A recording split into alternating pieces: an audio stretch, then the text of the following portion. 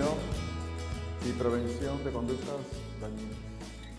Hay un pensamiento que dice así: no hay en nuestra experiencia ningún pasaje tan oscuro que Él no pueda leer, ni perplejidad tan grande que Él no pueda desenredar. Ninguna calamidad puede acaecer al más pequeño de sus hijos.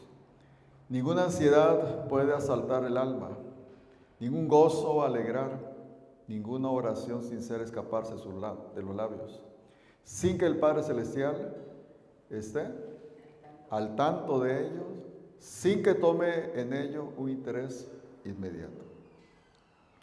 Él sana a los quebrantados de corazón y venda sus heridas.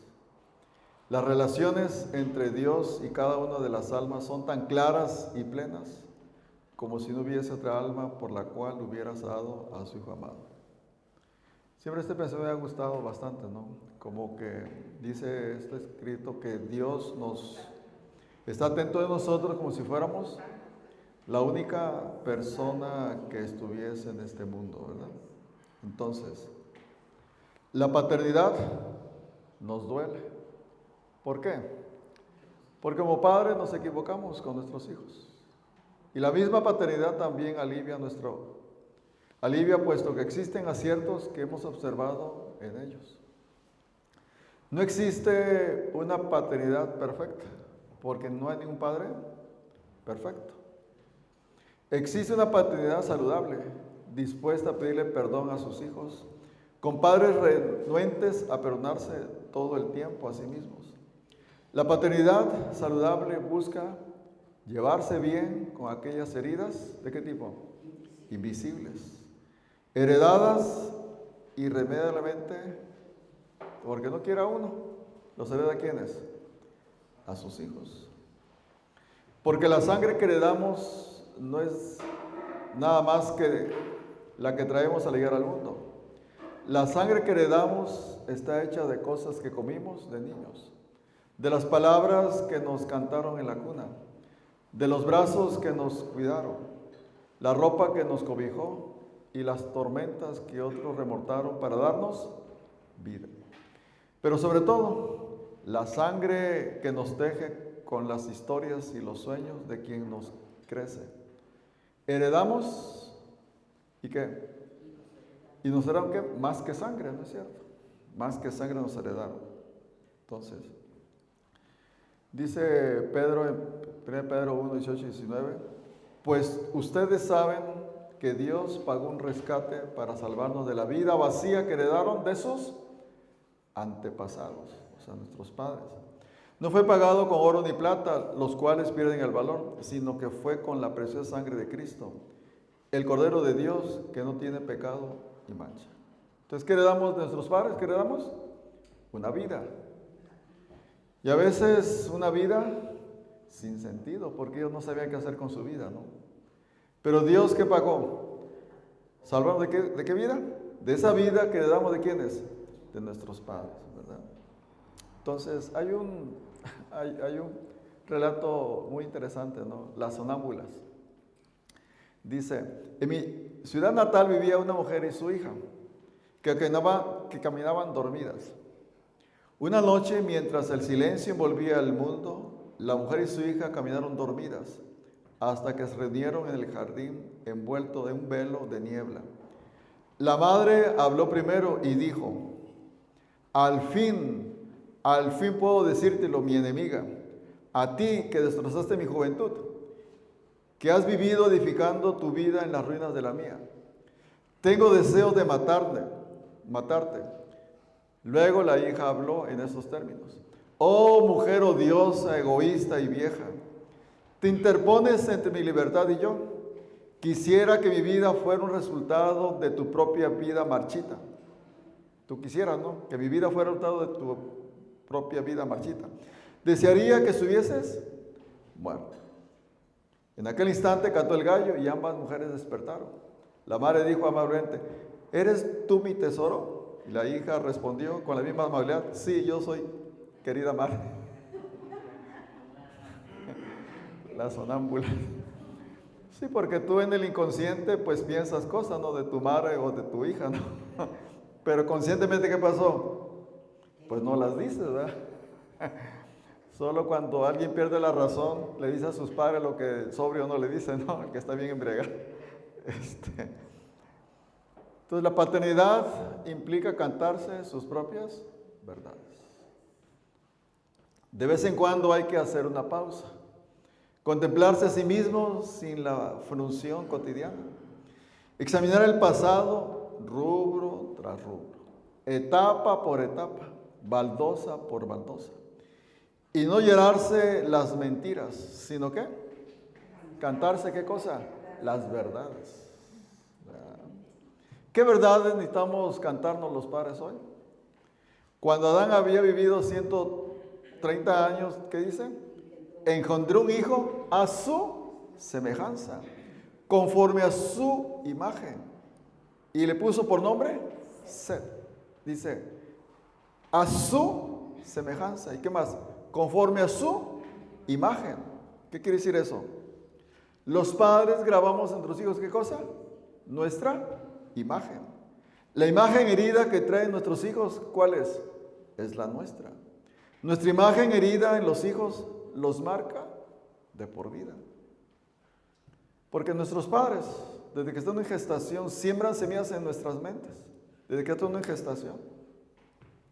Hay familias que siembran semillas de amor incondicional, como vimos, de respeto, de pensar diferente a mí. O sea, hay padres que inducen a sus hijos a que no piensen como ellos, ¿verdad? Que sean independientes de su forma de pensar, en el respeto. Pero otras familias que heredan a sus hijos. Si te portas mal, vas a ir al infierno, ¿no es cierto? Te va a inyectar el médico, ¿no? Inyección. O sea, ¿verdad? O por tu obligación, te tuve para que me mantengas hasta que me muera. Y no podrás casar hasta que me muera, ¿no? Vean la película, Juan para chocolate, ¿no? Te tuve para que me cuides y no te podrás casar hasta que, porque es tu obligación. O por tu culpa no dormida, por tu culpa, por tu culpa. Entonces, los niños, nuestros hijos, ¿qué hacen? Nos espejean. Imitan nuestras actitudes.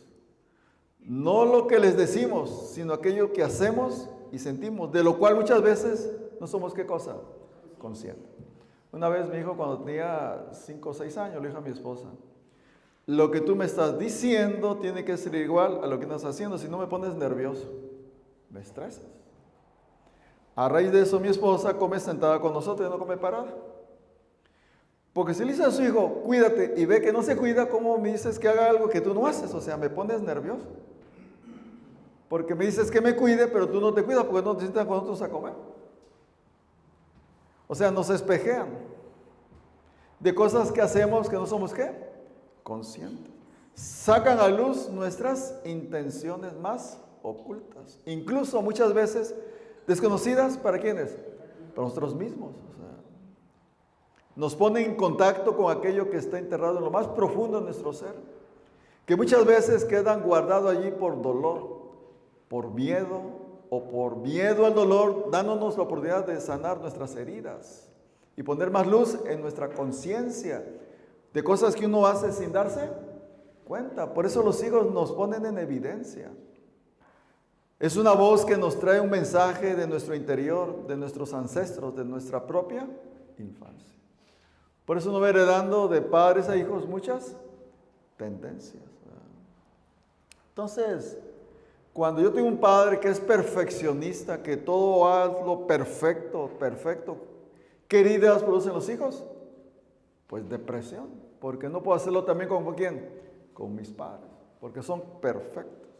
O cuando los padres son muy controladores, los hijos no los controlan en todo lo que hacen, ¿qué producen los hijos? La inseguridad, ¿no es cierto? Porque hay un control que no pueden valerse por sí mismos. Cuando el padre no está presente en la vida de sus hijos, es ausente, ¿qué producen los hijos? No soy digno de que me cuiden, que me estén conmigo. Cuando los padres insultan a sus hijos, cuando los padres los maltratan verbal o físicamente, ¿qué pasa en los hijos? ¿Qué herida les produce? Baja autoestima.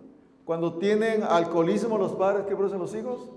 Adicciones. Son heridas, ¿no es cierto? Que reflejan en quiénes. ¿En quiénes? en los hijos. Por eso, nuestros tesoros heridos. En toda familia conformada por 2 o más hijos, siempre hay un hijo que se llama como oasis. Un hijo al que llamo maestro. O sea, hay siempre 2 hijos. Uno que es el oasis y otro que es el maestro. El oasis es el hijo, la hija que casi se autoforma, se autoeduca. A veces parece que nació ya formado y educado porque no ocupa que uno le diga nada. Solito hace ¿qué? Todo, como que ya está educado, ¿no? Pero el hijo maestro es otra cosa, porque el oasis es fácil ser padre de ese hijo. Es responsable, no da problemas y la relación con él o ella, ¿cómo es? Fácil. El hijo maestro, en cambio, ¿qué pasa? Nos voltea al revés. Es el que nos hace madurar, aprender y crecer. El que nos hace leer libros, ir a terapia, cursos, conferencias, para encontrar la forma de lidiar con quién. Pues con ese hijo que está bien trastornado. Me saca de onda, ¿no? Me saca de quicio. Y nos hace volver los ojos a donde, Dios, que ayúdame, no puedo con este hijo. Hay hijos así. Yo que tengo 3, les puedo decir que hay hijos así. Que te hacen pensar cosas que nunca habías pensado. Como dice aquí, tomar terapia, ir a cursos, o sea, porque son hijos que te hacen crecer. Es difícil ser padre de los hijos maestros, no es sencillo. A veces pensamos que están mal, pero hay algo equivocado en ellos. Pero créeme, no es así. Con los hijos difíciles tenemos la mejor oportunidad de ¿qué cosa? De aprender, entre muchas otras cosas, ¿qué elemento? Te amo porque eres mi hijo. Aunque te portes mal, te quiero, te amo. Claro, hay consecuencias de lo que haces, ¿no es cierto? El hecho que te ame no quiere decir que pues no hay consecuencias de lo que hiciste, no, hay consecuencias. Pero el amor que te tengo no va a cambiar. Entonces, hablamos de heridas, aquellas que no son visibles, que no te das cuenta. Constituye una parte oculta de la relación padre-hijo. Se fija a través de un trauma. Queda guardada en el subconsciente, como vimos, ¿verdad? El subconsciente que da 40 millones de impulsos nerviosos por segundo, en forma de emociones reprimidas, fractura a la siguiente generación. Psicoterapeutas de niños y adolescentes, nunca olviden incorporar en la psicoterapia al niño interior herido que aún habita. ¿En dónde? ¿En dónde? ¿Quién habita? ¿En quién habita? No en el hijo enfermo, sino ¿quién? En los padres. Y suele ponerse en ¿quiénes? ¿Proyectarse en quiénes? En los hijos. O sea, los hijos proyectan situaciones que tienen los padres que no han resuelto. Muchos impases y fracasos en la psicoterapia infanto-juvenil tienen que ver con centrarse exclusivamente en ¿quién? En el hijo enfermo. El hijo enfermo. Con problemas. Y olvidar. ¿Qué? ¿La infancia de quién es? Es que si tú quieres ver cómo eras de niño, ve a tu hijo. Ese eras de niño. Se repite, se replica la misma experiencia. La infancia traumatizada de los padres retorna encarnada en ¿quiénes? En sus hijos. Es una ley. Yo como médico lo veo, por eso siempre me gusta preguntar a un paciente de 3 generaciones, ¿verdad? Porque yo veo cómo se va replicando un trauma de generación tras, se va replicando, pero cada replicación se hace más intensa, más severa. Siempre que nos hacemos cargo de la fragilidad y la dependencia intensas de un niño, se despiertan aspectos de ellos, de los que fuimos de pequeños. Lo que vivimos, la forma en que se nos trató, aquello que nos dio seguridad, pero también aquello que nos hizo daño. Cuando la historia interpersonal del adulto está marcada por el desamparo, el miedo, la crianza puede funcionar como un poderoso reactivador de ¿qué cosa? De esa experiencia que tuve cuando en la niñez, cuando no fueron procesados. Yo tengo pacientes cuando son maltratados sexualmente de niños, crecen con ese trauma, ¿no es cierto? ¿Y cómo cuidan a sus hijos?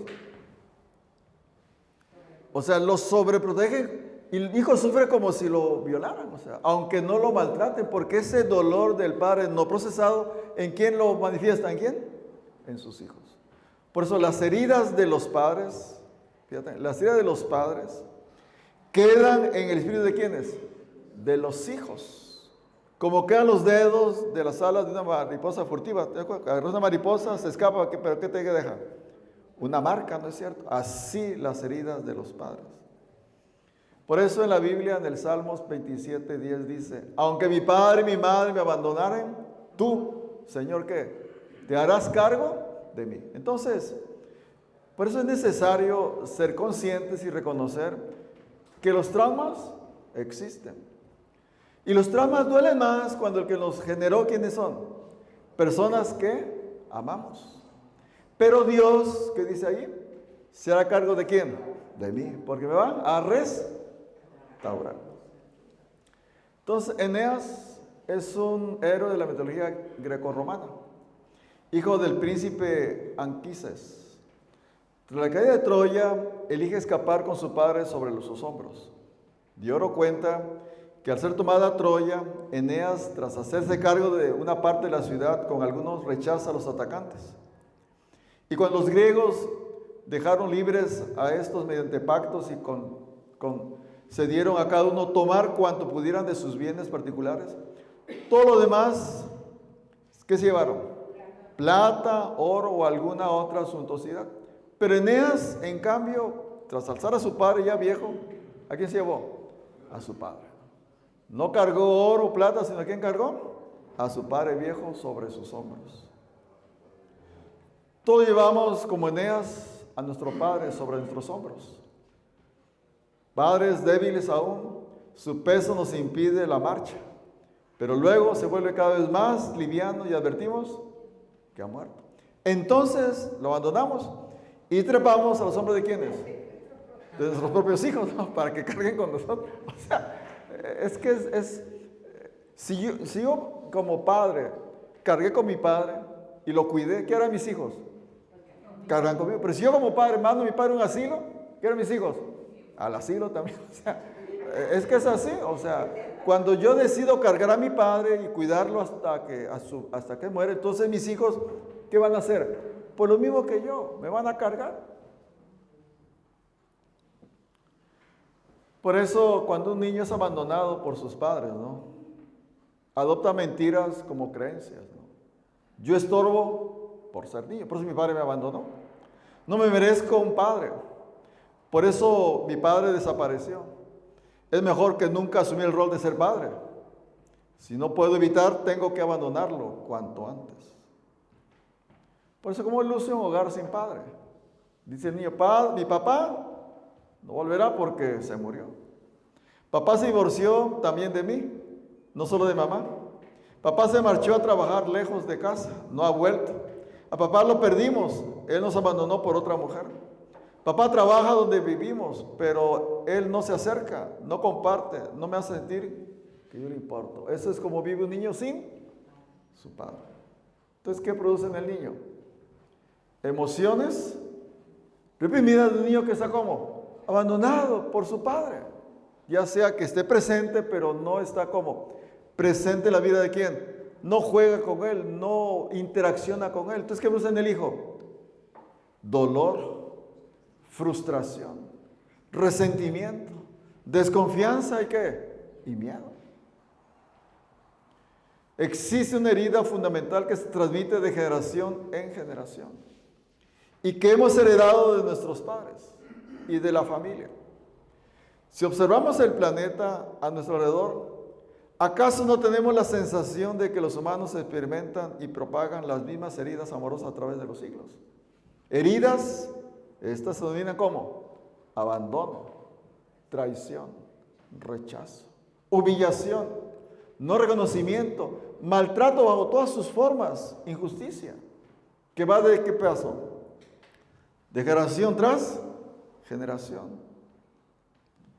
Por eso el término de trauma intergeneracional se introdujo cuando los nietos de los sobrevivientes del Holocausto, los judíos, ¿no?, que murieron en la Segunda Guerra Mundial, los sobrevivientes estaban sobre representados en un 300% las desviaciones para la salud mental en comparación con la población general. O sea, sus descendientes tenían que 300% más problemas de salud que mental. Por eso, ¿qué es un trauma? Existen muchas definiciones de un trauma, pero en lo general se refiere a un evento y experiencia que amenaza tu integridad física, psicológica de la persona, dejándolo ¿cómo? Vulnerable, ¿no es cierto? Por el golpe que tuvo. El trauma infantil ocurre cuando el padre o el guardián o el que cuidó al niño o el tutor usan su poder para abusarlo físicamente, abusarlo verbalmente, abusarlo emocionalmente, abusarlo sexualmente o por causa de negligencia. De modo que afecta la capacidad del niño de conectarse ¿con quién? Consigo mismos, con otros y ¿con quién más? Porque si mi padre es como Dios, yo no creo en quién. En Dios. Está lejos, me abandonó. Hay 4 traumas básicos de un niño. Uno es el rechazo, el abuso emocional, cuando le cuento a mi hijo mis tragedias que tengo con mi marido, mi mujer.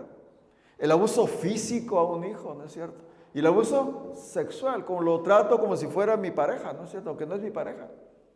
O sea, cuando mi hijo, en vez de hablar con un psiquiatra, un psicólogo, le cuento a mi hijo lo que su padre me hace, ¿no es cierto?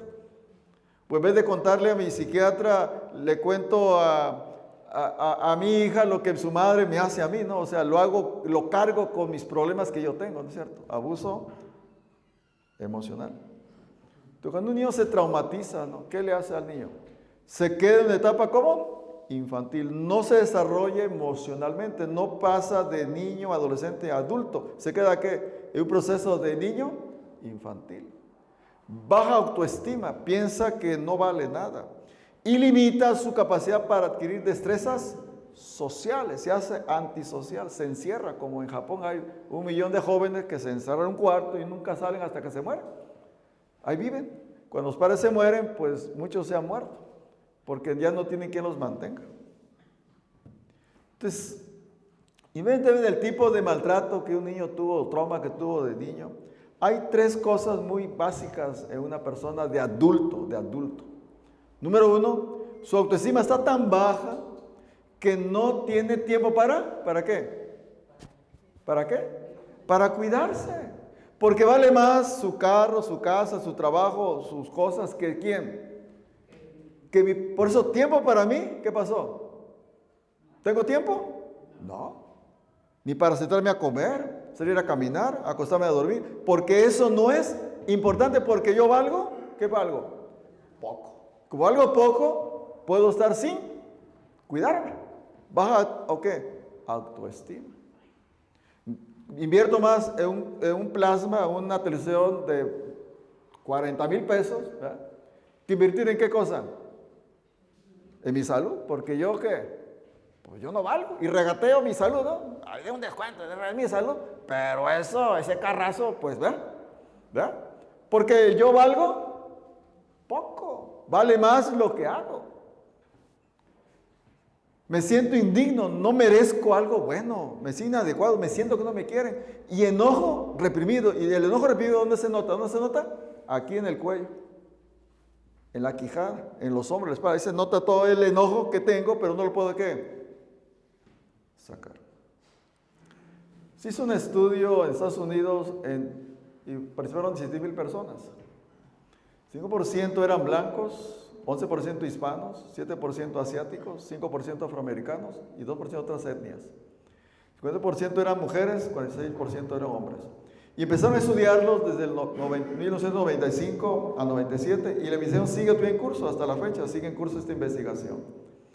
El propósito fue establecer la relación entre los traumas de la niñez y la reducción en la salud y el bienestar posterior en un individuo en su etapa adulta. O sea, la relación entre el trauma que tuvo en la niñez y la salud ¿de quién?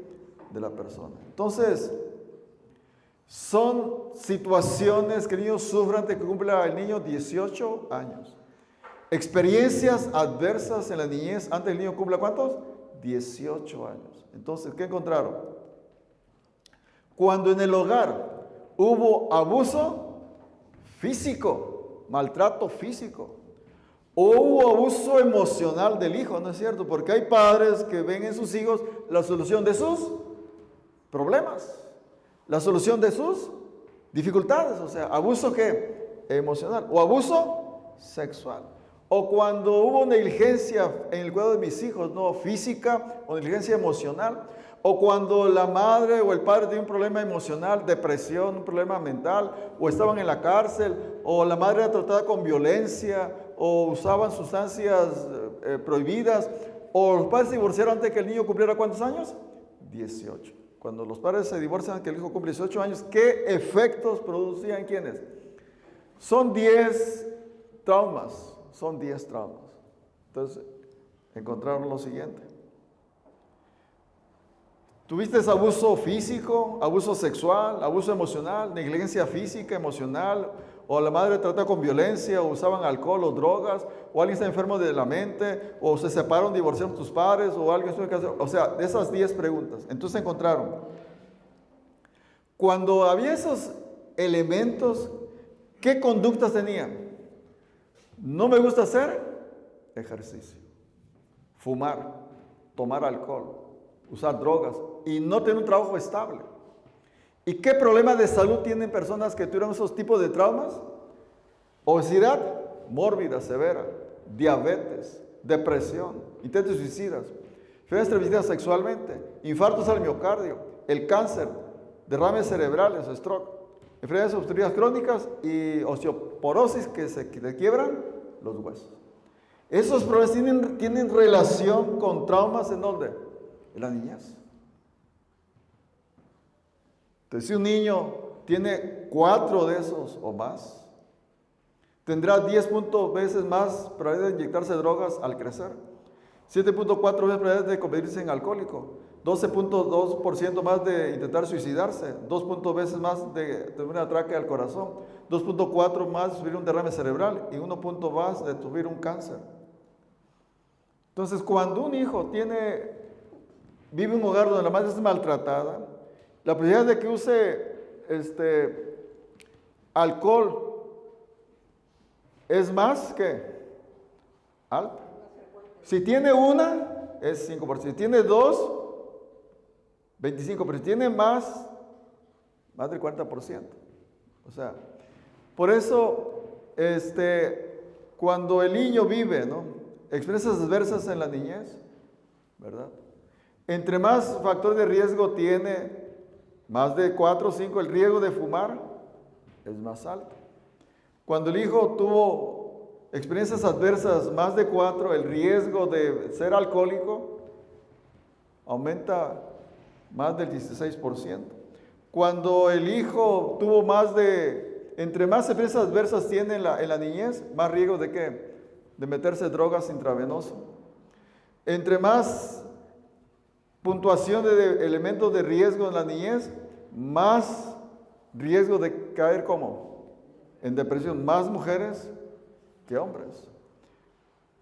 Cuando hubo experiencias adversas en la niñez, entre más experiencias adversas hay, más riesgo de quitarse la vida. O sea, entre más experiencias adversas en la niñez, más riesgo de tener un aborto o un embarazo no deseado. O tener más parejas sexuales. Entre más experiencias adversas en la niñez, más parejas sexuales. Entonces, cuando hay experiencias adversas en la niñez, afecta el desarrollo de las condiciones neuronales en mi cerebro. Eso produce un deterioro emocional, cognitivo y social. ¿Y eso qué provoca? Comportamientos de alto riesgo. ¿Eso qué provoca? Discapacidad, enfermedades y muertes prematuras. Por eso, cuando hay en los niños violencia doméstica, hay cambios en sus neurotransmisores en su cerebro, cambios químicos en el cerebro. ¿Eso que provoca? Niños con ansiedad, agresividad, estrés postraumático. ¿Eso qué produce? Pues se evaden de esa realidad con drogas, alcohol, internet, lo que sea. Y eso crea problemas, adicciones, problemas cardiovasculares y muerte prematura. Por eso, cuando hay una herida abierta en una persona, ¿qué le provoca? Ira. Entonces, la ira, ¿qué produce? El rencor es una herida que está como abierta. Resentimiento es una herida que tuve, pero me la sigo como restregando porque me sigo recordando lo que me hicieron, ¿no? ¿Es una herida qué? La empiezo, ¿qué? A recordar. Es que te acuerdas lo que me hicieron. O sea, reabierta. Y la amargura es porque la herida, ¿cómo está? Gangrenada, ¿no es cierto? Porque no quiero perdonar. Entonces, dice Hebreos 12:15, mirad bien que nadie deje de alcanzar la gracia de Dios. ¿Que nadie qué? Mirad bien que nadie deje de alcanzar la gracia de Dios, que ninguna raíz de amargura brotando cause dificultades y por ella muchos sean como contaminas a todos. No solo tú te amargas, sino contaminas a toda la gente. ¿Qué produce? Te pone ciego de ira, ¿no? Te separa de Dios, te limita tu capacidad, tu desarrollo, te intoxica y dejas de crecer, te quedas chiquito. Por eso estas experiencias adversas de la niñez que duran toda la vida no tienen por qué ser así. Se pueden curar. El ciclo tú puedes romper la herencia que tuviste de tus padres. Te puede dar esto unas relaciones más seguras, estables, educativas. Pueden sanar a padres y a hijos. Porque de nada sirve lamentarse. Sin embargo, como el pasado no puede cambiarse, ¿no es cierto? De nada sirve lamentarse y asumir el papel de víctima del maltrato que tuve de niño. En estos momentos lo mejor que puedes hacer es, ¿qué cosa? ¿Qué cosa? Perdonar a todos aquellos que de forma involuntaria, al menos en la mayoría de los casos son así, que te han dañado, iniciar tu propio camino de desarrollo personal, haciendo que tu autoestima, ¿qué haga? Se fortalezca. Por eso dice Efesios, Pablo, ¿no? Sean buenos unos con otros. ¿Y qué más? Y compasivos. O sea, sé bueno y compasivo. ¿Y qué más? Perdónense mutuamente como Dios te ha a ti perdonado. O sea, en la Biblia tiene la solución a todas tus preguntas. Dice, sé bueno, sé compasivo con el que te ofendió y perdónalo. Perdónalo. Como Dios a ti también, ¿qué cosa? Te perdona. Entonces, el perdón a mí mismo nos permite movernos más allá de tales ofensas y libera nuestras energías para vivir, ¿en qué forma? Plenamente, sin estar arrastrando todo ese bagaje de residuos de amarguras. Perdón no es ignorar la ofensa, es reconocerlo, es ser consciente. Reconocer mi situación. Muchos evaden eso, ¿no? Y lo ocultan como si no hubiera ¿qué? Existido, pero la herida está ahí está molestando, somatizándose una gastritis, colitis, diabetes, hipertensión, asma. O sea, lo somatizo porque la herida no la quiero ¿cómo? Reconocer. Perdón no es negar la ofensa, sí, me dolió.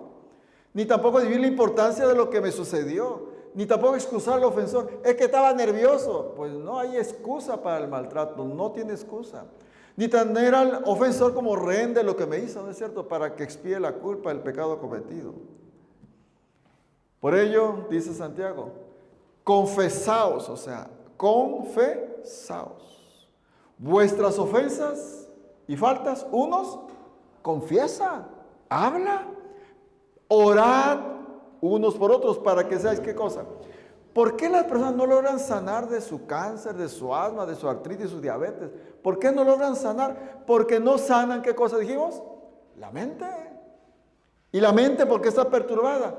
Por una herida que tuve en mi infancia, tuve en mi adolescencia y la sigo viviendo replicada ¿en quiénes?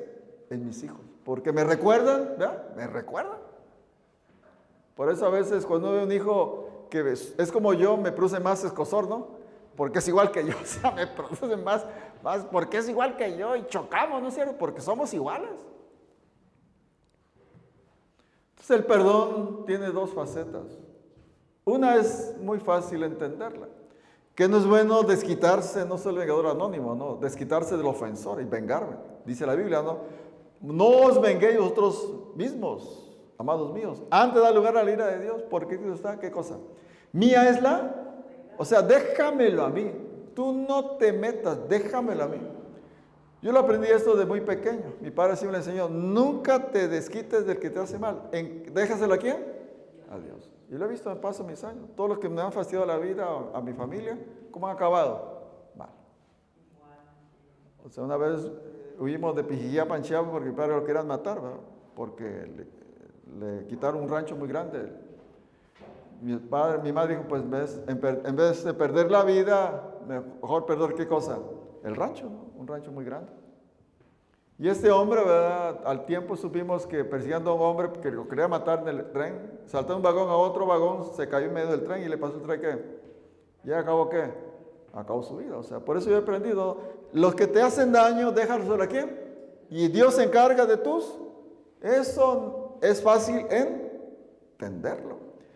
El problema del perdón, lo difícil de entender es ¿cómo absuelvo de la culpa al que se aprovechó de mí cuando era qué?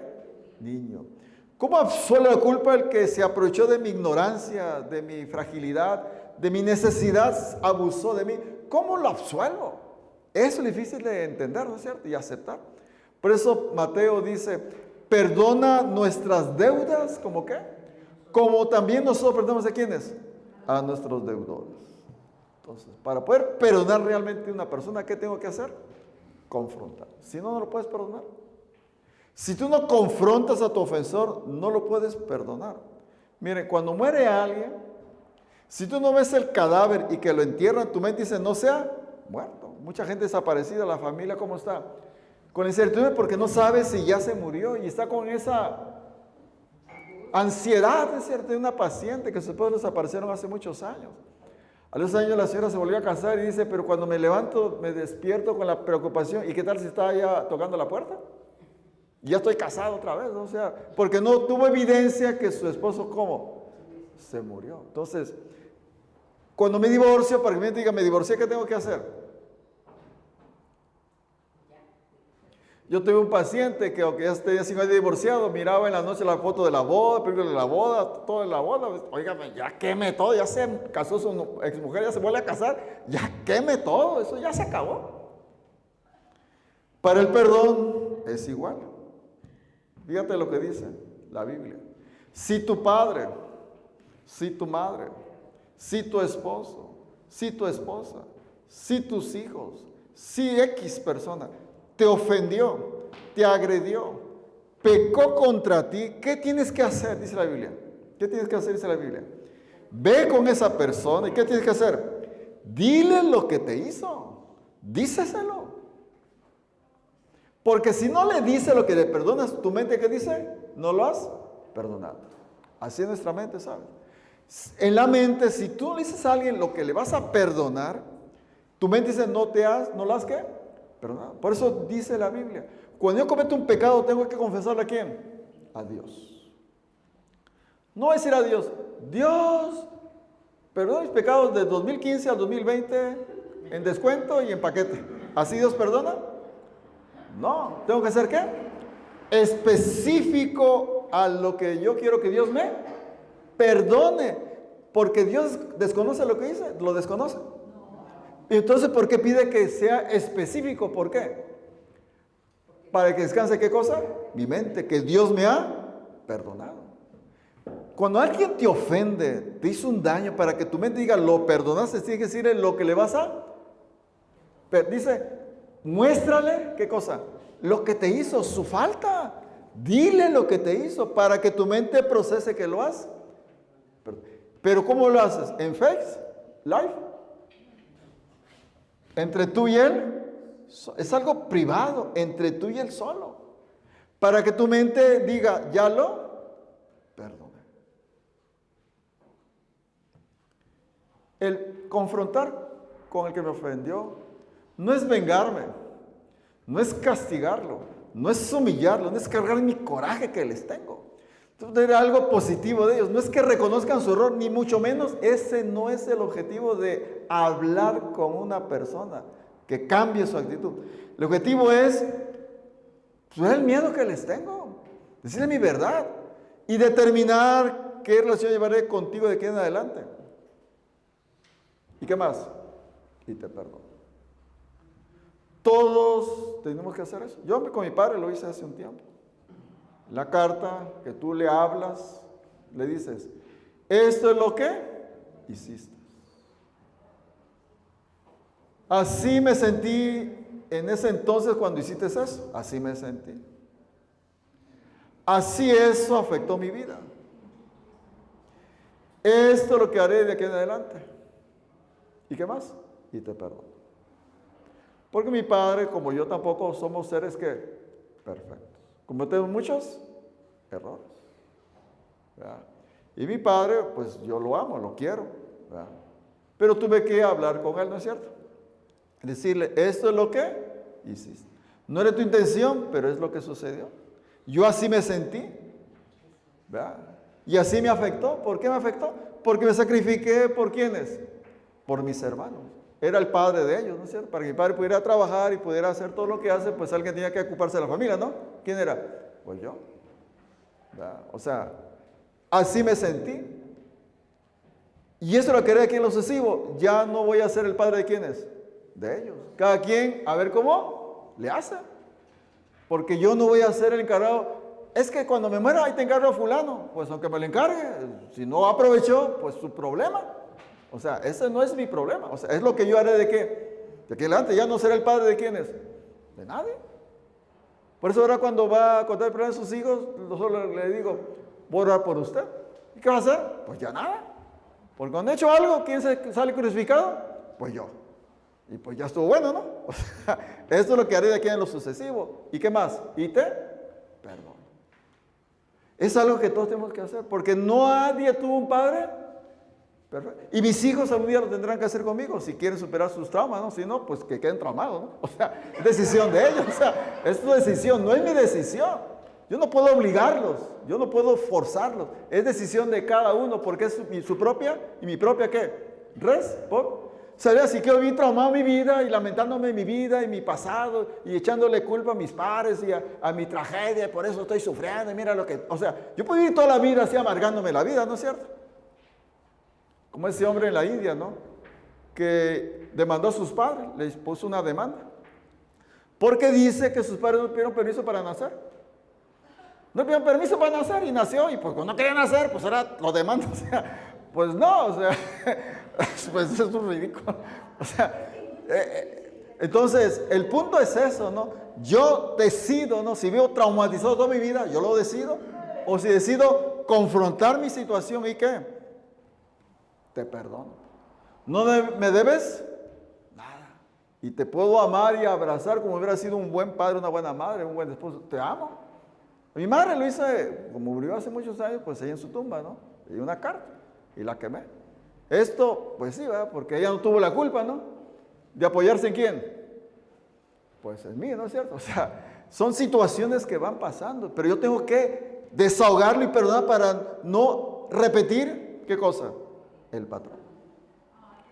Cuando me libero, ¿no es cierto? De mi herencia de culpa, me libero de eso porque confronto. Me libero de esa herencia de culpa. Cuando me libero de eso que no me gusto yo mismo, no me agrado, aversión a mí mismo. Cuando me libero de mi resentimiento, de mi enojo, ¿a quién libero también? ¿A quién libero? ¿A quién? Pues a mis hijos, los libero, los absuelvo. No cargan conmigo como Eneas, no cargan conmigo con mis traumas, mis situaciones. No lo cargan porque eso ya lo confronté y quedó ¿dónde? Atrás. Cuando interrumpimos los modos de comportamiento de la familia, rompemos ¿qué cosa?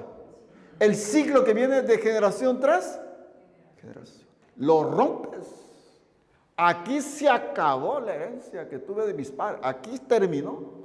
No la sigo repitiendo todas las más generaciones. Rompemos el ciclo.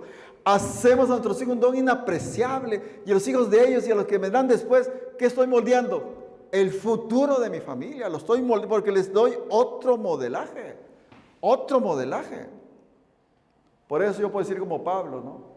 Hermanos, yo mismo no pretendo haberlo alcanzado, pero una cosa hago, ¿qué hago? Olvidando lo que hay atrás. ¿Por qué lo olvidé? Porque lo confronté y ¿qué más? Y lo perdoné. ¿Y dónde quedó? En el pasado. Ya no vivo en mi pasado, ¿vivo en qué? Vivo en mi presente. En mi presente vivo. Porque el presente es lo que cuenta, el pasado no cuenta. Futuro pues no sé. El presente es lo que cuenta. Vivo en mi presente, vivo ubicado en mi presente. ¿Por qué? Porque el pasado lo olvidé. ¿Por qué lo olvidé? No porque le eché tierra y me evadí con las drogas, el alcohol para no pensar en mi pasado. No me evadí en mi trabajo, no me evadí, no. Lo confronté y ¿qué más? Y lo perdoné. Y me sané. Y me curé. Y entonces me extiendo ¿a dónde? ¿A dónde? Hacia la meta, al premio del supremo llamamiento de Cristo Jesús. Me proyecto al futuro, pero ya diferente. No cargando ese lastre de mi vida, no sé, de esos malestares, amarguras, sentimientos, traumas y tanta bagaje que voy cargando, haciendo la vida muy complicada. Esa habilidad y esa oportunidad, todo lo tenemos. ¿Está al alcance de quiénes? De todos. Eso es sanar la mente. Cuando tu mente es sana, ¿qué crees que pasa con tu diabetes, tu artritis, tu cáncer, tu asma? ¿Qué crees que pasa con eso? ¿Qué crees que pasa? Desaparece. Cambia tu impulso eléctrico y cambia tu carga genética y tus genes que se prendieron porque diferentes. ¿Qué pasa con los genes? ¡Pum! Se apagaron. Vea, ¡pum! Se terminó. Se acabó. Porque corregiste la causa de tu problema. Ese es romper con él. Muy bien, nos veremos en la siguiente ocasión.